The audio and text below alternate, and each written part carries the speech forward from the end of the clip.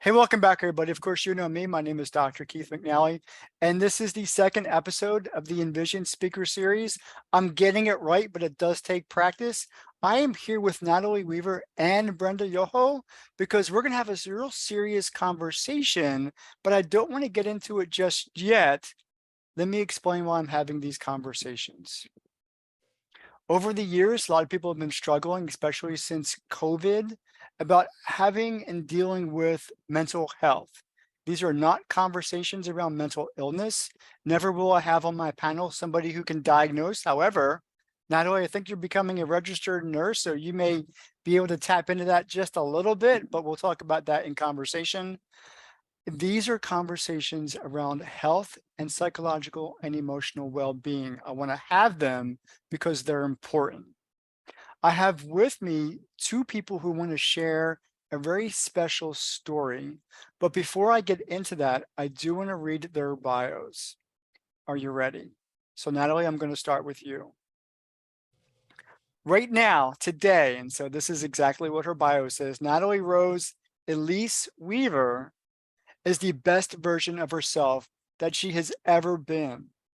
She's turning the page on her 20s and embracing her 30s while she works full time as a registered nurse and also strives for her master's degree in nursing, especially as a psychiatric mental health nurse practitioner. And that's a mouthful. With a history of enduring childhood trauma and abuse of every kind, she's got her sights set on becoming a psychiatric mental health nurse practitioner, working to learn how to best to treat and counsel others when she, in fact, had no such positive options during her darkest days. Not bad for a girl who was surprised that she made it to her 18th birthday. As a child, Natalie experienced abuse of every kind, starting as early as she can remember. She had no choice and no one to protect her when she was molested, frequently beaten, and verbally abused on a daily basis. She often was deprived of food and at times basic utilities, let alone clean clothes to wear, heat in the winter, and other everyday necessities that most people take for granted. These deficiencies were persistent and lasted throughout her childhood. She had no choice in that kind of life. Now, she makes her own choices, and she does so with vigor. Her first choice is to wave away any inkling of pity. Even close friends often have no idea of the extent of the childhood trauma to which she was subjected. When she turned 18, she had no idea what to do. She had never expected to live this long. In fact, she began working as a CNA at a young age, then attended college and became a registered nurse. She fought the demons that others had forced upon her, but fight she did. After multiple suicide attempts from the age of 12 on until she became 26, and misdiagnosed by a rubber stamp kind of healthcare system, her words, not mine, Natalie found proper treatment, and her persistence and resilience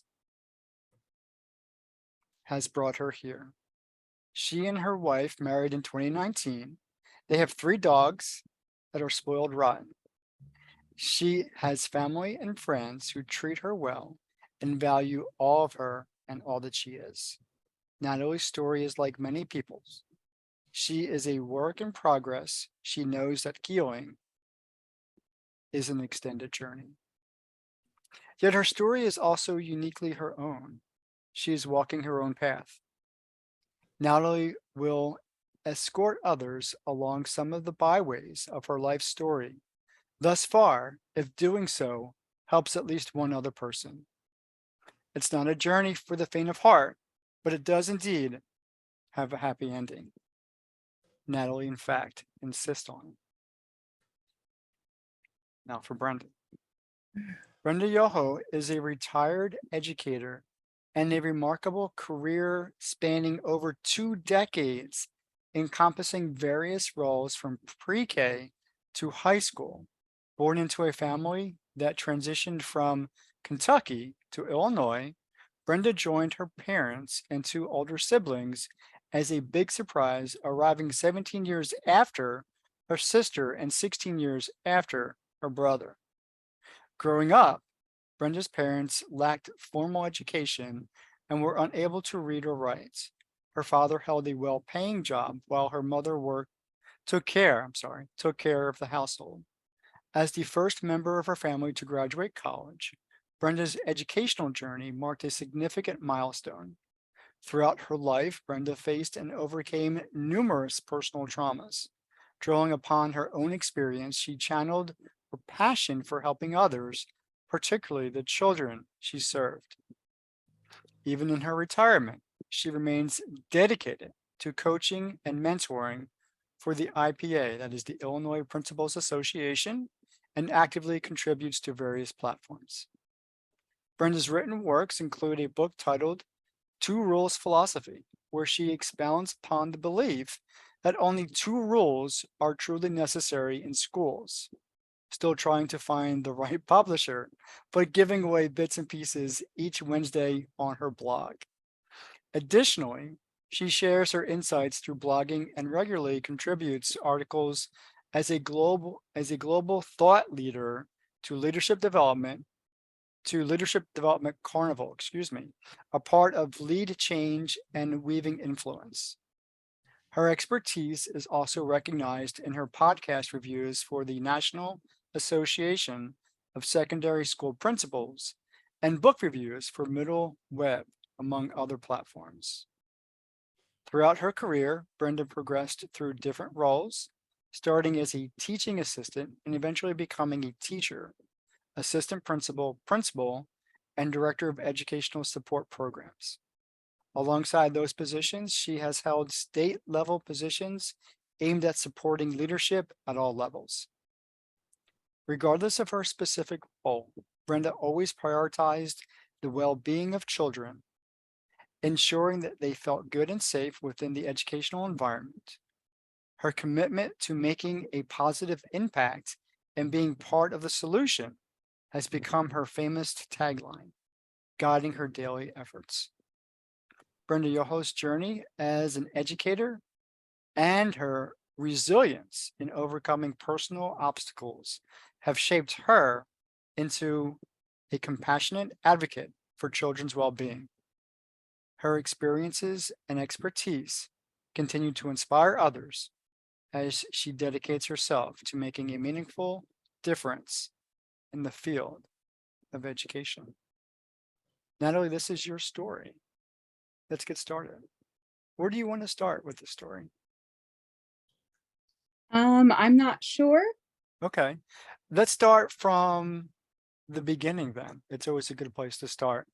You talked about in your bio that things weren't great growing up. Can you elaborate on any of that? So I was born to a 19 and 20-year-old. My mom was 19, my dad was 20. They divorced when I was a year old. The first memory I have is of being sexually abused by my brother's father. That's kind of where it all started. That was the beginning of what I can remember. Um, and from there, things kind of compounded. I went off to school. Um, I don't have a whole lot of memory between like 3 years old and 5 years old, but I do know things got very hectic. My mother always had a lot of men in the house, in and out. They were very abusive, usually would either be on her or us, or, lock us out of the house or steal money where the bills couldn't be paid. I got into school and I almost flunked kindergarten because I had lice so badly because my mother wouldn't and couldn't treat it. And she wasn't doing things to keep the house clean, to keep the lice away. So even though I was a straight A student, I was sent home so much that I almost flunked kindergarten.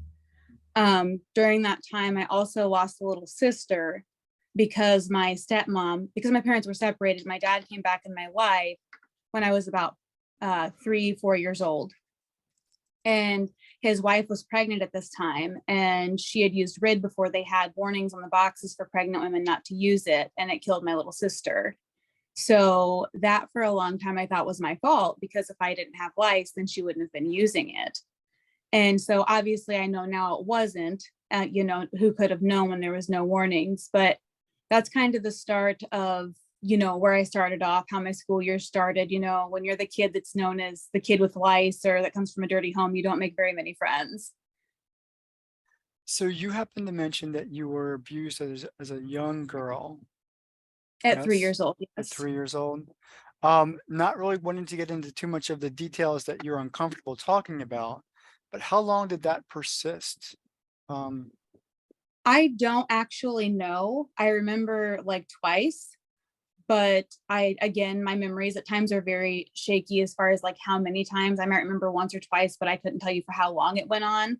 I know that he was also known for hurting other children in other ways. I actually had a friend that came over and she went home and had like ligature marks around her neck from where he had tried to choke her. He was very abusive. When I was 5 years old, he pinned my mom on the ground and beat her up, like busted blood vessels in both of her eyes, knocked her teeth out, that kind of thing. And she walked into my kindergarten class with two black eyes. And the teacher was like, "What happened?" And I'm like, "Oh, she fell. It's no big deal." Because even at 5 years old, I knew not to call attention to it because it would only lead to bad things. Because even at that age, I had, started getting this programming that what happens at home stays at home and it's nobody's business. at a young age, how did you learn that? What was going through your head that said, "We need to keep this quiet"? Were you being told to keep things quiet or Absolutely. My whole yeah? life, it was what happens at home stays at home.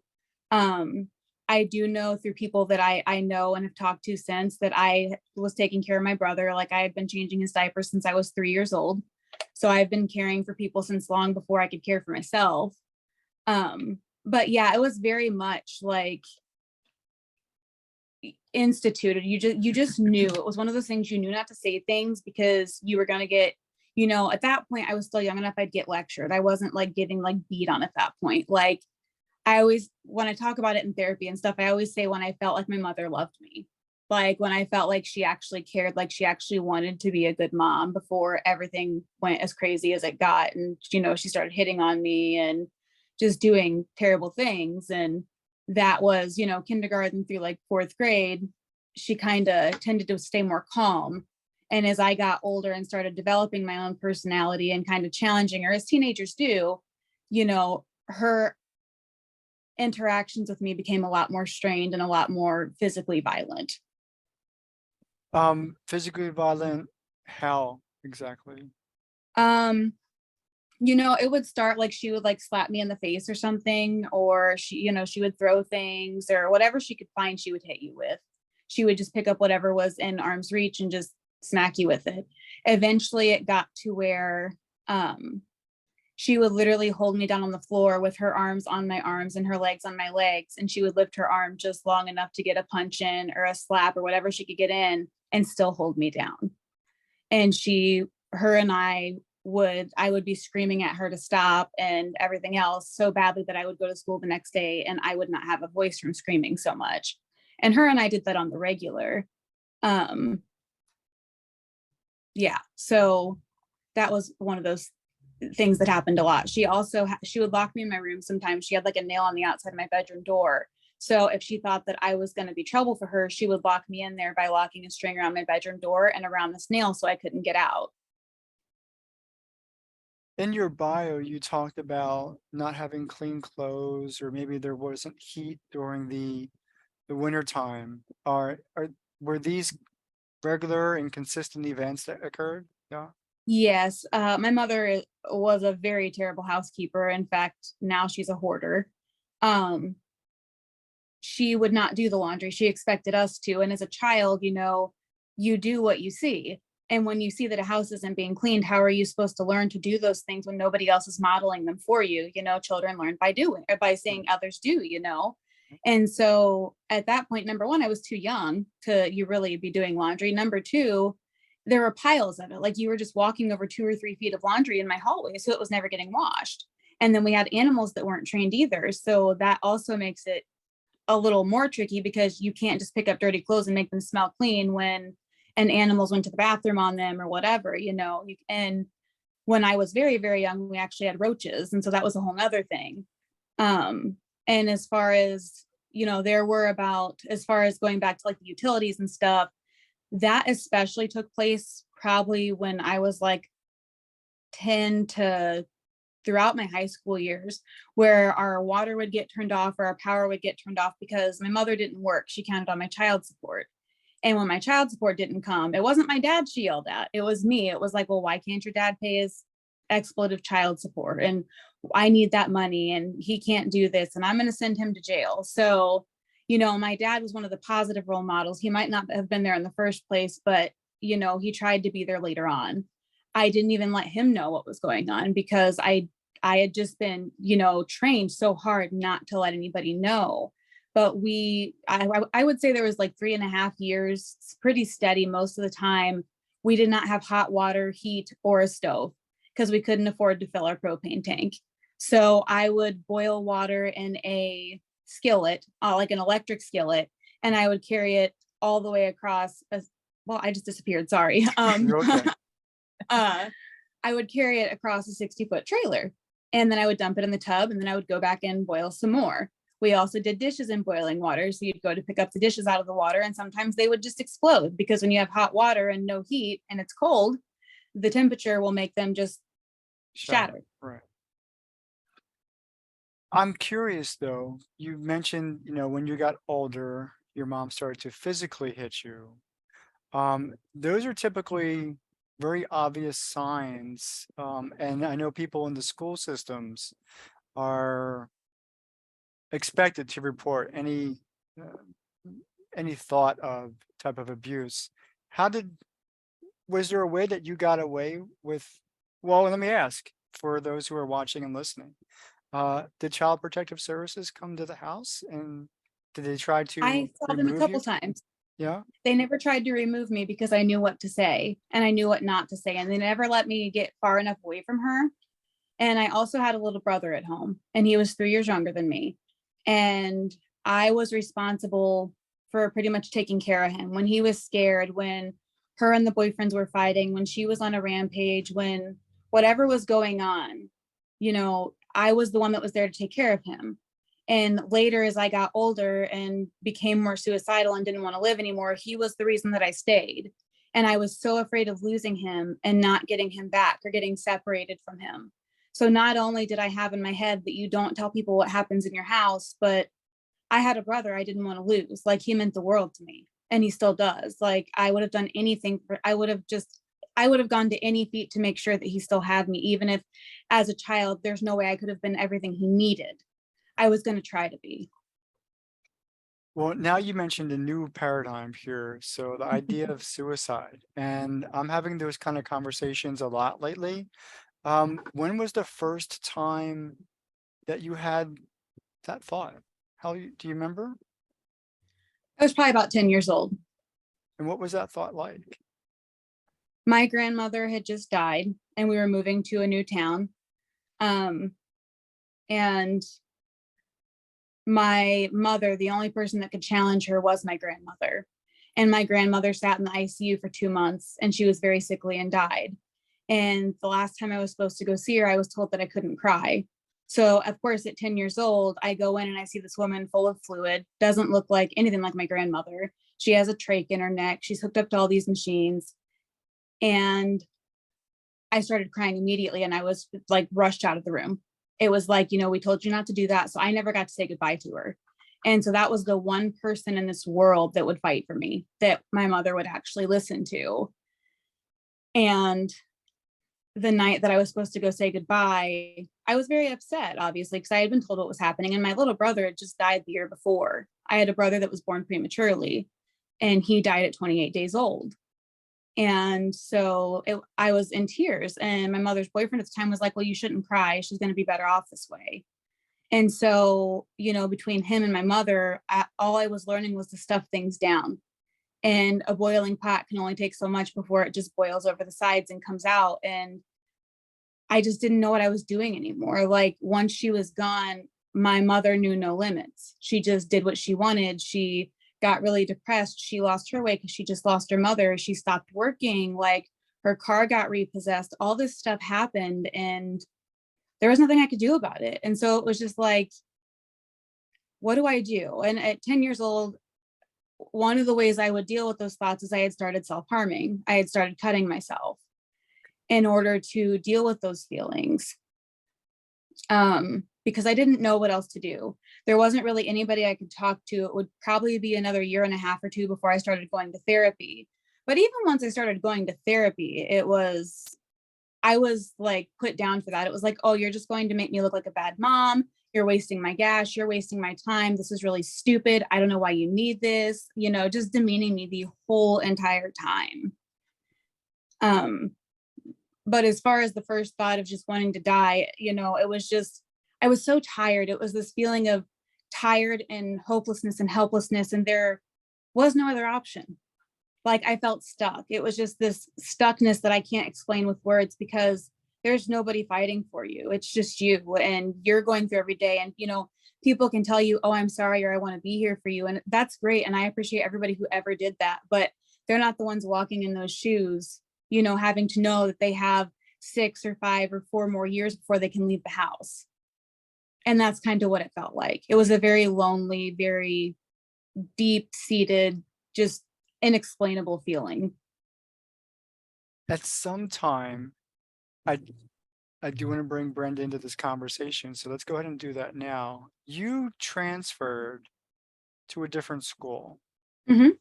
You transferred and you eventually met Brenda. And Brenda was at this point, what was your role in the school? I was the assistant principal at the school she transferred to. Okay. So yeah, so that's where I met Natalie. And see, most of the kids in this school I already knew because it was my home school. So this was where I had been a teacher for a number of years. And so I knew most of the kids at the school. And here's little Natalie. And little Natalie had, So this was elementary school? nope, it was a middle school. Okay. So it served 6th, 7th, and 8th grade students. So we had about 300 students, and Natalie was this little girl who had brown shoulder length hair, just cute as a little button, but she never smiled.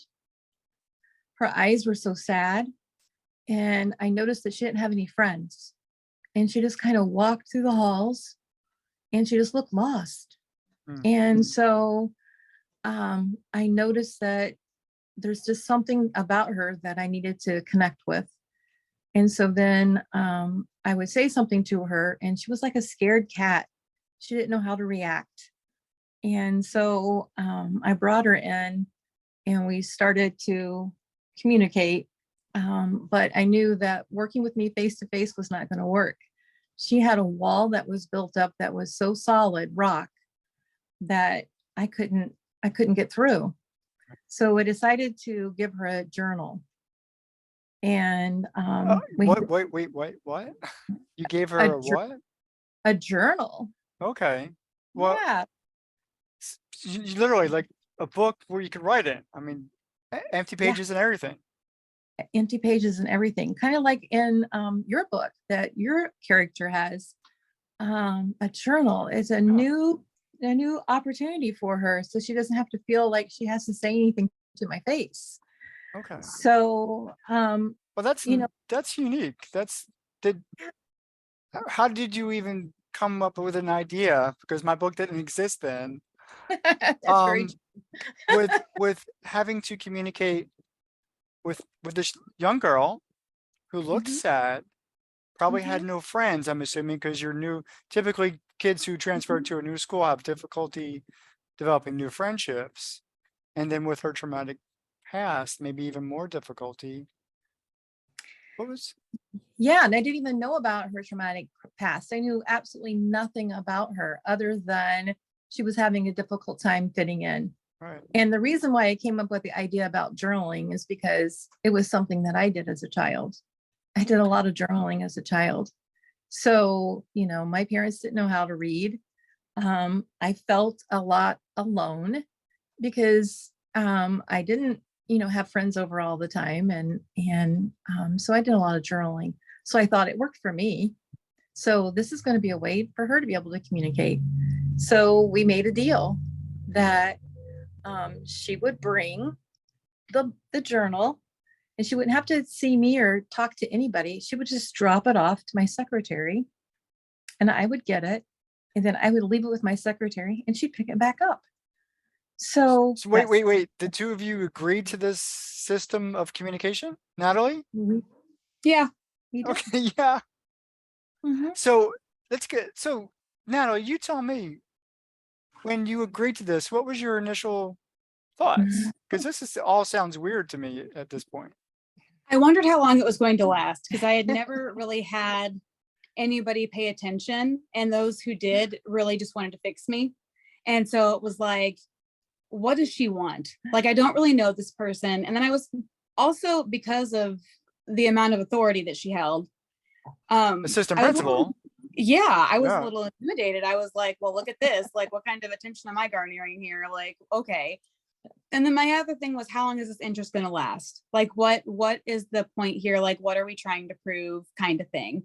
Not that I thought anything ill of Brenda, because I didn't really know her at that point, but up to that point in my life, I had not had a lot of good interactions with adults. Right. And so part of me, I think, wanted it, but part of me was scared of it too, because I didn't know how long it was going to last. I didn't know what the point of it was. And I didn't know, I had to really think about what I was writing, because I didn't want to set off any red flags or anything, because before we started, I was told, there are certain things that I would have to tell somebody. Well, you were taught up even verbally saying everything that stays in the house, stays in the house. Everything that goes on in the house stays in the house. So building a type of trust in the written word in journaling took some time. It had to have taken some time. So what were your initial entries? I have to ask, what were your initial entries into the journal? My initial entries are probably really vague, like just what I did that day, or like how school went, or I might focus on like if I was having a problem in school. I remember one time I wrote about this teacher. I went up to ask her a question and she just kind of blew me off, and it really made me mad. And so I wrote about that. And Brenda, being her realistic self, was like, well, sometimes when we have people that aren't easy to work with, we all have bad days, and that kind of thing. Like, gotta love Brenda getting straight to the point there. And she's like, well, you don't always do your homework, kind of thing. And maybe she's having a bad day, not that excuses it. But, I'd start out with stuff like that was there was no way that could be misconstrued. Right. And I think over time, I opened up a little more and wrote about things, or I'd write very vaguely about things, like that I thought about something, but I wouldn't give any detail about it. Because if I didn't give any detail, then she'd have to ask about it. And I could say, oh, I don't remember, or whatever, or, anything to get around having to divulge whatever it was that I wanted to write about. And part of me secretly wanted to tell somebody, but part of me was more concerned about losing my brother and getting in trouble and getting into a physical confrontation with my mother. Right. Because my mother also had this habit of saying, like, when I knew something was coming, I would put my hands up, trying to guard myself from what I knew was coming.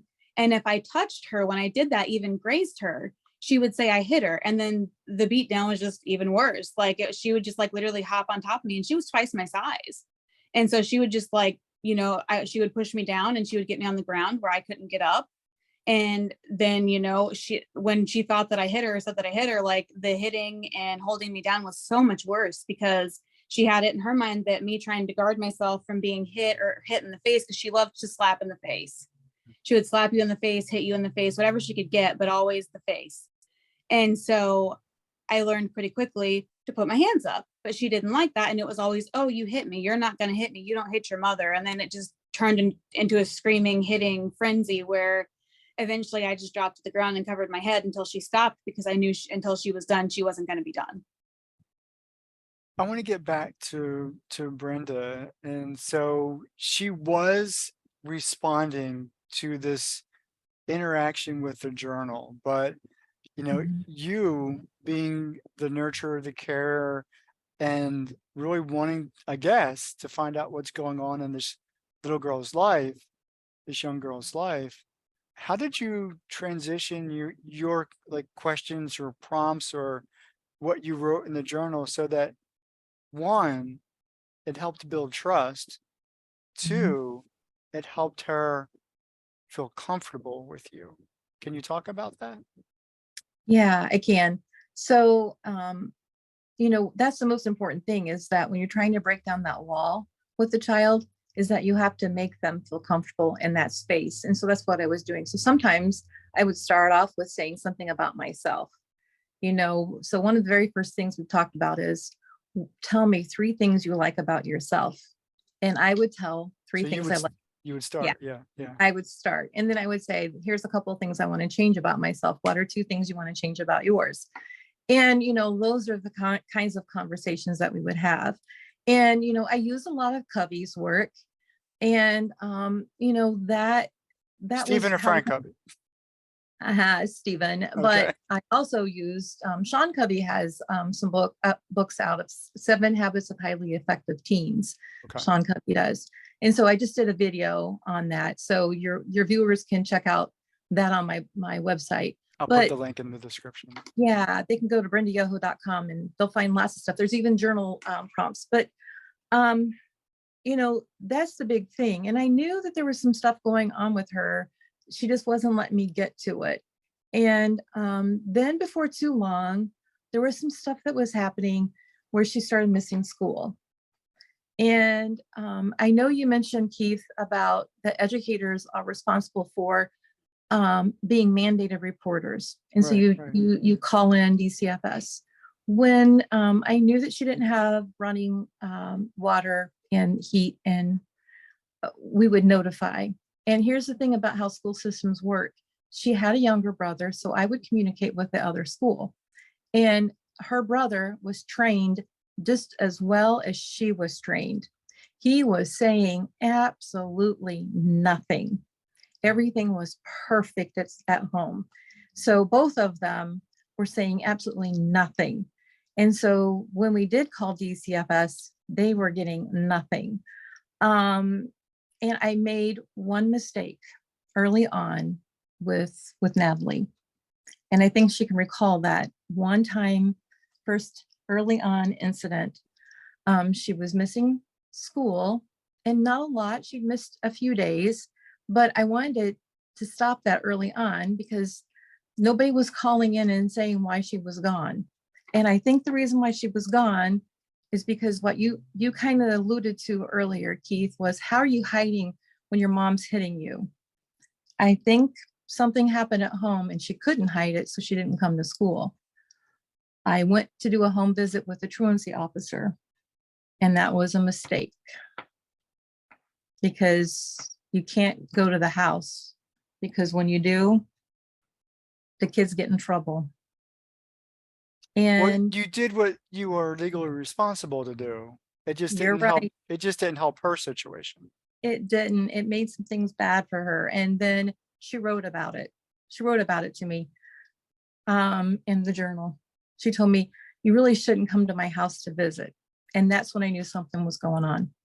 That visit. So I knew, and I felt bad because I had done something that caused her some issues, because I had that feeling something was going on, but we weren't getting anywhere. Right. So that was can Natalie speak to that situation if you remember? Oh, absolutely. I mean, even so, that situation specifically, I don't remember exactly what happened afterwards, but there were other times that I would be, even like, my mother had this habit of like knowing she would need to pick me up, and she has always been like really big into prescription medication. So she would take too many meds and she would like sleep where she couldn't hear the phone. And so I had Friday school every Friday because I never did my homework. Like every single Friday, you could count on me being in Friday school, just like lunch every day. Like it just happened every week. And it's not funny, sorry, but it just like looking back on it, that was just how it was. And I don't remember, something happened one day. I don't know if it was raining or I needed to get my brother or something like that. I needed to get home, and Brenda's like, oh, well, let me take you home. You know, it's not a big deal. And I got home and my mom was like, well, how'd you get here so fast? Or why are you here or whatever? And I'm like, Mrs. Yoho brought me home. And she's like, why? She's like, why'd you let her bring you here? She's like, you know, what did you tell her? What, you know, it was just this whole 21 questions of like, why did you do this? And so it wasn't just Brenda, like, you know, as I got to where I got involved with church and made church friends, even then it was like, they were not supposed to come to the house. They were not supposed to bring us anything. If anybody did bring us anything, it's what'd you tell them? What'd you say? Why are you making me look like a bad mother? there, on top of the physical abuse, there was a lot of emotional abuse and manipulation. There was a lot of codependence because, and that's something else I think I've heard Brenda talk about before, is how different I was around my mother because I had to be. Yeah. How I was on any given day would depend on how she was that day, how quickly she was to anger, whether or not it was a day she wanted to furiously clean and not sleep for 3 days, rather, she had a guy in her life that she liked at the time, or whether the guy was, initiating fights and arguments, or, on a bender or something. It just depended. Every day depended on what was going on with her. Right. Going back to the journal, given the situation, she not only broke, and so she kind of let you in to her life a little bit. She hinted to the fact that something wasn't right. How did that then, what did that do to your journal writing that helped to build that trust? So after she wrote that, I made time for her to come to the office and I talked with her face to face. We had a face to face. And that's, I had already talked to her before I gave her the journal and kind of told her that if ever our conversation was that I thought that she was going to hurt herself or someone was hurting her, or if she was going to hurt someone else, I was going to have to tell someone. We had already had that groundwork laid. So we had a face to face and we kind of talked a little bit about that again, and that she could trust that we were going to try to help her in any way that we could. And at that point, I do believe that's about the time that she started. She wasn't the only child in the school at that time that was having the issue. She was self-harming. And I noticed that she was wearing long sleeves all the time. And so I think at that office visit, I asked her to roll up her sleeves. And that's when I discovered she was cutting. And I said, I've got somebody that you can go and get help with. I had a little group that we were providing transportation for to go to a counseling session. And Natalie doesn't remember that at all. And she said her mom would not agree to that. And I said, I can talk to your mom. No, don't talk. We kind of had this back and forth about, no, you can't talk to my mom. And I said, well, you're not the only one. And she goes, well, she won't change medicine and she won't do this. And she just kept coming up with all the reasons why her mom wouldn't let her do this. And I said, I'm not trying to make things worse for you. I'm trying to make things better for you. And I couldn't get her mom to come to a meeting to talk with us about anything. I did finally get her mom to say it was okay for her to go to this group, but she doesn't remember going. But I do think she went once with the group. And I think that she did make a few friends in that group of friends that were going to that Cross Point is where you were going. And because there was a whole bunch of kids and I didn't realize that were having some issues and they were doing the cutting. And so I brought in some counselors from Cross Point, and they were in the school talking with kids. So that was one thing I could control. At least they were going to get some help within the school because we didn't have to have parents' permission for that. They could see them at least once or twice. And so we did do some of that stuff. I also remember seeing the guidance counselor too, I think. Yeah. Well, the guidance, yeah. And we were surrounding them with lots of supports and helps. So the Friday school that she's talking about and these extra supports I put in, those were all things that I did. So when she says Friday school, almost makes me cringe a little bit because those are the supports and things I put into place so that kids could have extra time to be able to do homework and things. And people were thinking it was a punishment, but it was kind of a punishment, but not a punishment, because I think it kept growing. I had more kids staying after school than not. I mean, I think they were just wanting to hang out, but I did not want to be there. But she didn't want to be. Like, no. But some kids just wanted to hang out. They wanted Friday school. But yeah, when we still continued to do the journal writing. And my fear is that I didn't have a problem with journal writing at home because my parents couldn't read my stuff. I could write anything.